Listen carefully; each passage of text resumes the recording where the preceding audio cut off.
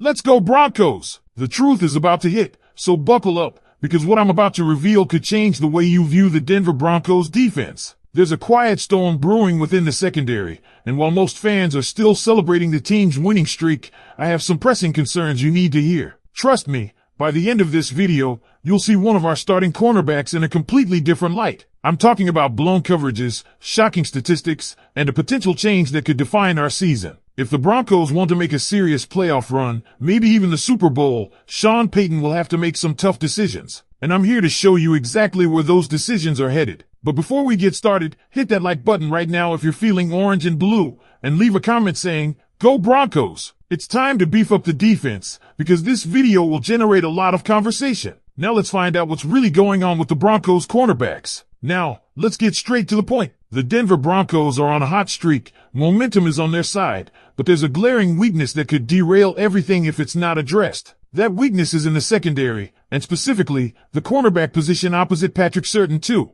Let's be clear, Surtain is untouchable. He's still the best corner in football and the anchor of this defense. But playing across from a shutdown corner like Surtain brings a unique challenge. You become the target, and that's exactly what's been happening to Riley Moss. This isn't just a one-off bad performance or growing pains. The numbers tell the story loud and clear. Riley Moss has been picked on repeatedly, and the advanced analytics are brutal. Through 5 games, Moss has allowed the second most passing yards of any cornerback in the entire NFL, 262 yards. That's not just bad, that's alarming, especially when you realize he's already allowed nearly half the air yards he gave up all of last season, 230 yards so far compared to 540 in all of 2024. His coverage grade has plummeted to a career-low 49.1. That's unacceptable for a team with playoff aspirations. He's allowing 15.3 yards per reception, and quarterbacks are targeting him deep. His average depth of target is now 16.6 yards. These aren't just dink-and-dunk passes. Opponents are going after him with bombs downfield.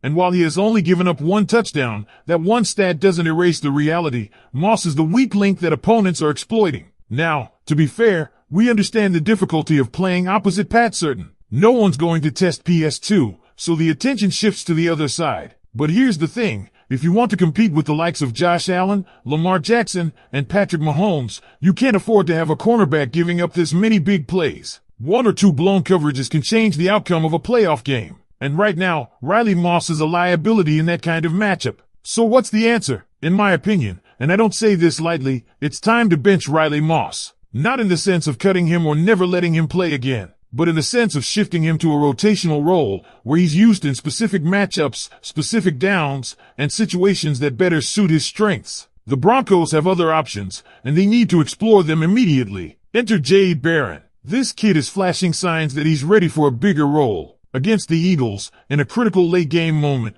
Barron went one-on-one with Dallas Goedert, one of the league's top tight ends, and delivered a clutch pass breakup. It was just one play, yes, but it spoke volumes. Barron has the athleticism, the instincts, and most importantly, the confidence to go toe-to-toe with physical receivers and tight ends. Statistically, Barron has been solid. 10 tackles, 2 pass breakups, and a coverage grade significantly better than Moss. But what really jumps out? His run-stopping grade, 80.1. That's the kind of versatility that Sean Payton loves. Barron can cover, he can hit, and he's only allowing a 44% completion rate when targeted. That's less than half. When quarterbacks throw his way, they're basically flipping a coin and losing more often than not. But here's the most intriguing part. Barron doesn't even have a defined role yet. He's playing nickel, he's rotating with Jaquan McMillian, he's just kind of out there doing what he does, making plays. Imagine what happens when you give him a full-time role on the outside. The potential is massive. And speaking of McMillian, it's time for an apology. A lot of people, myself included, thought Jaquan might be on the outside looking in this year. That couldn't be more wrong. McMillian has been outstanding, 17 tackles, a pass breakup,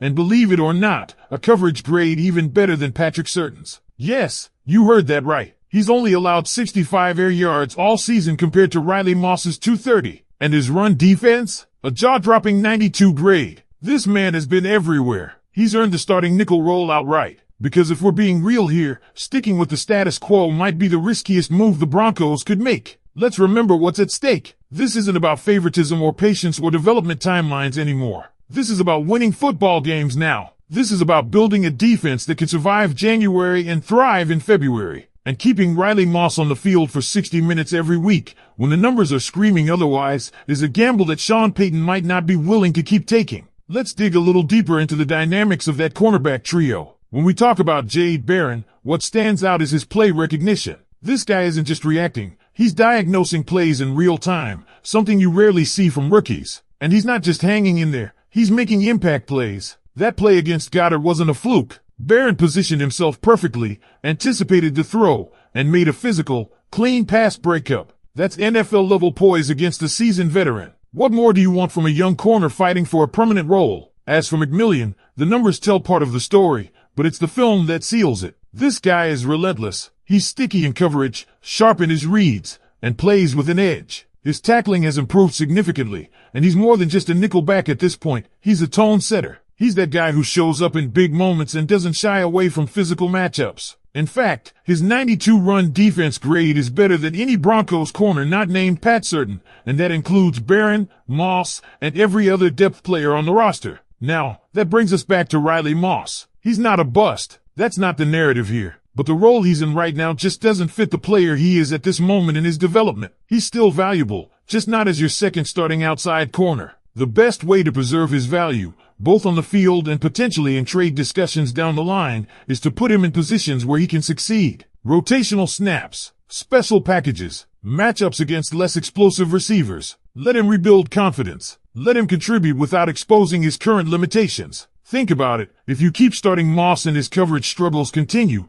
you're hurting the team and his reputation. But if you ease him into a role where he's not constantly on an island, he can still make plays. He can still be that 4 out of 5 play corner, as long as the 5th play doesn't kill your defense. And if teams see him thrive in a smaller role, his value doesn't plummet. In fact, it might grow. Now, if Sean Payton pulls the trigger on this cornerback shakeup, it won't just be about replacing Moss. It will send a message to the entire roster. Performance matters. Production matters. This coaching staff is serious about putting the best 11 players on the field, regardless of draft status or prior hype. And if you're a player sitting deeper on the depth chart right now, that lights a fire. That tells you that your time could come too. If you show out in practice, if you make plays when called upon, you will get your chance. That kind of accountability breeds competition. And competition makes teams sharper. Right now, the Broncos have an opportunity to raise the standard on the defensive side of the ball. Patrick Certain can't do it all by himself. He needs guys next to him who can handle their assignments, win their matchups, and close games out. Barron and McMillian have shown they're ready. The question is, will the staff make the switch? It's worth noting that Sean Payton has a history of being patient with young players, but he's also shown a willingness to make bold decisions when necessary. The fact that Barron's snap count has been rising is no accident. The rotation between him and McMillian in the slot isn't just about giving guys a breather. It's been a slow, deliberate test to see who rises. And now that we're through 5 games and the film has piled up, the results are clear. This team can't afford to wait another 4 or 5 games to fix what's broken. If they want to make a push for the playoffs, and maybe even beyond, the defense has to be airtight. Every weakness gets magnified in the postseason.